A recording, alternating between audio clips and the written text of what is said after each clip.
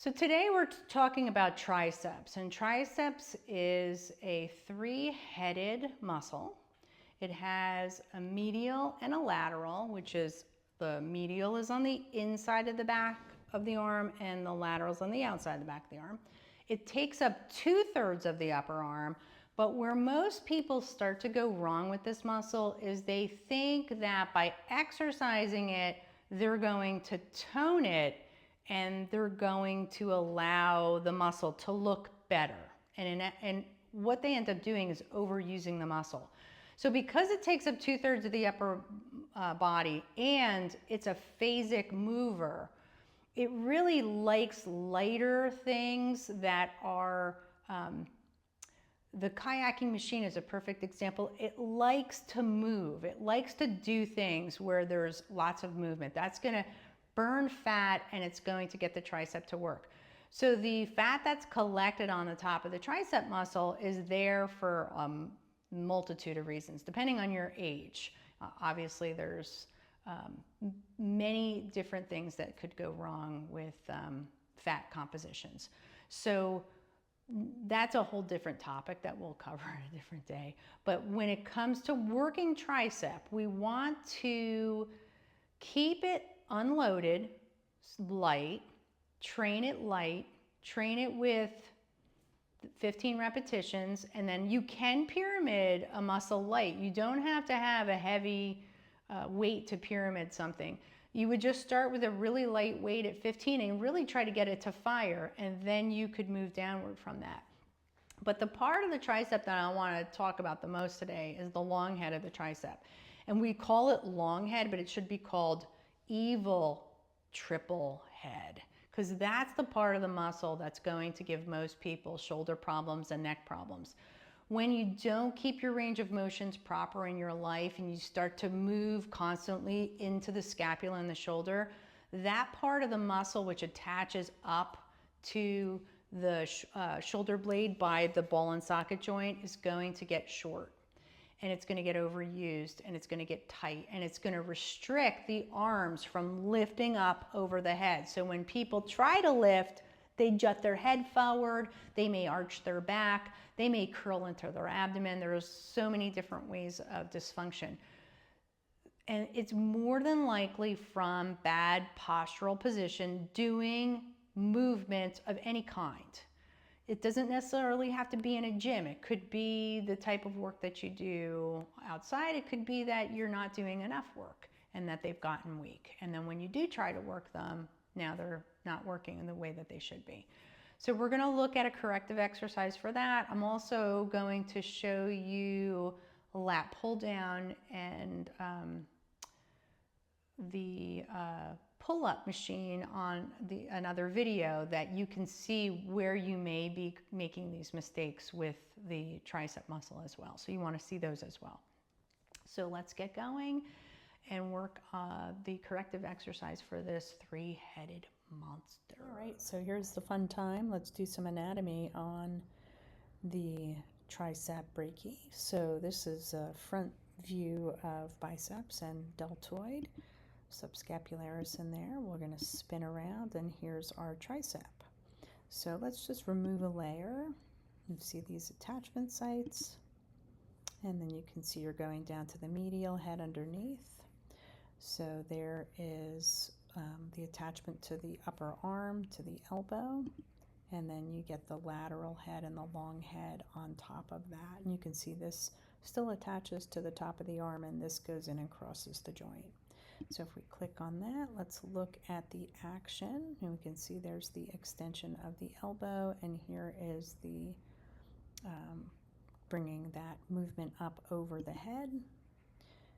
And there's another view of it, moving that elbow into extension. Let's go to the long head and look at the long head. It's not showing the shoulder.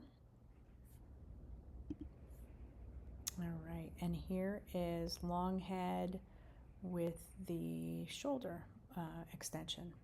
So this is a straight pull down, and we can see how this movement is. There's that overhead that I did in the, or I that's in the corrective action video, trying to open and lengthen this so that it doesn't get into a short position and stop that range of motion at the scapula. And the other thing too, if you notice this, if you do these exercises for lats, serratus, notice the scapula should stay nice and set so that we don't have any deviation in there of the rotator cuff and overuse situation, utilizing that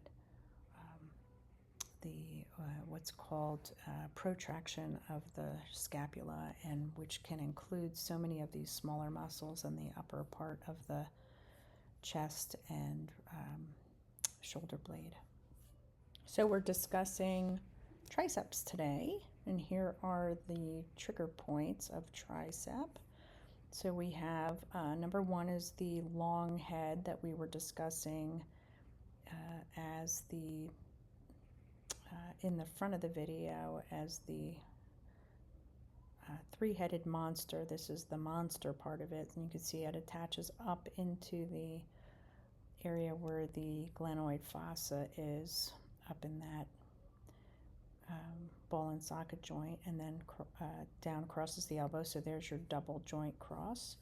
And then this is the medial head, lateral head, medial head.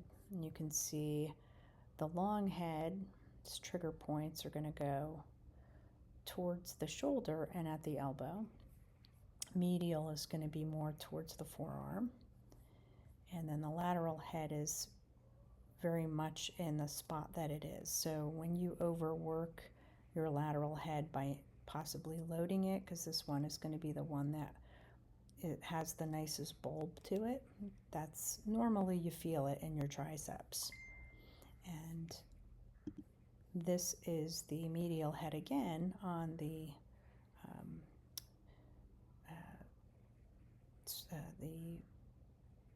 front side, where it's right in that elbow region. So you can see this looks like it could be a golfer's elbow, and this one looks like it could be tennis elbow, right, in this area here. So this is why some of these diagnoses start to get a little bit quirky, because so many soft tissue trigger points refer into those areas. And then what does that mean? Golfer's elbow, tennis elbow.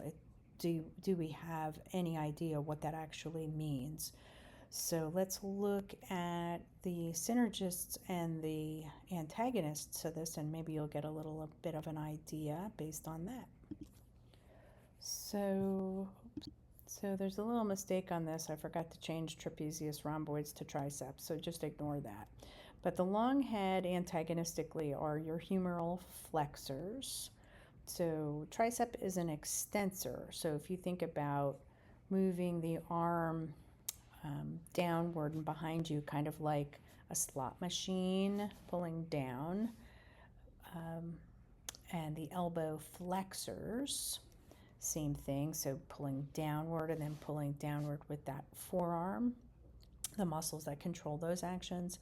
The medial is biceps and brachialis, which is the opposing group on the front side. Most people know where biceps are. Brachialis is the muscle that sits next to it, that's stronger on the flexion of the elbow, forearm to the upper arm. And then the lateral head is the long head of the bicep and brachialis. So similar, it's just the longer head of it. So your synergist, which is more important for me to have you understand, for the long head, we still have those, we have the extensors and the elbow extensors of the arm. And then we have posterior delts, lats, teres minor, and infraspinatus, which is really the more important part. So when you are doing some type of a movement, like a golf movement would be a good example, because as your swing comes down with your right arm, it's going to get lats, teres minor, and infraspinatus. as the opposite arm goes up, you're going to get infraspinatus again and posterior deltoid, and that's probably it with those synergists. But also you're going to get those humeral extensors on the way up. We're getting the flexors, and then on the way down we're getting the extensors. So you can see that those synergists can create an overuse, especially if you hit the ground, which is a whole nother people don't want to admit, but that creates a huge strain on the tricep. As the club hits the ground, it's going to create a little bit of an acute situation at the tendon sites. So that's one. I'm just giving you one example. Tennis would be the same, evaluating the stroke on one arm. If you start to use those elbow extensors and flexors during your swing and move away from your larger groups, you're going to start to see these muscles start to gain in trigger points.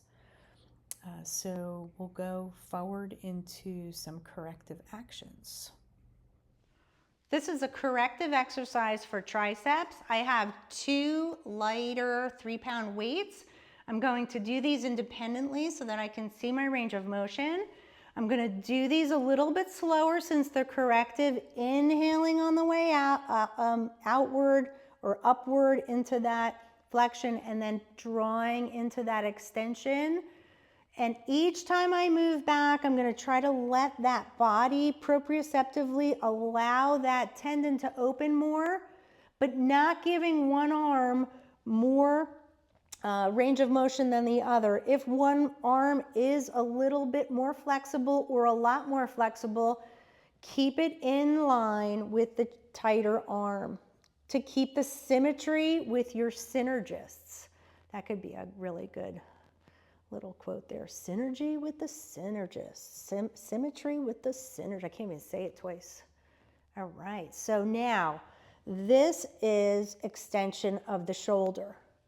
Triceps also does extension of the elbow, which most people do to try to create a nice tricep muscle.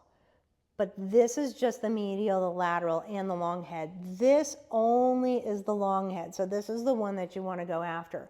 Your goal is to get your arms as far back without the rib cage lifting anywhere off the mat. If you go too far too fast, you're going to feel your shirt lift, your rib cage lift, everything's going to start to move. So we want to just allow those arms to move over the head into that extension, back towards that, over that body. Again, moving into the shoulder flexed and then bringing it back in. All right, and that's just a nice corrective exercise for triceps. If I were to say the muscles that could use corrective exercises regularly, this would be one of them. I like to include this in most of my workouts, and the front of the hip tends to get in that same lock position since those are 2 ball and socket joints, and we tend to be a little bit into the front of our body. Those 2 joints are really good to keep. So glutes and overhead into, you're going to get a little bit of the undercarriage of the shoulder working in that, and you'll see all of the muscles that are synergists in this exercise with tricep in the anatomy part of this.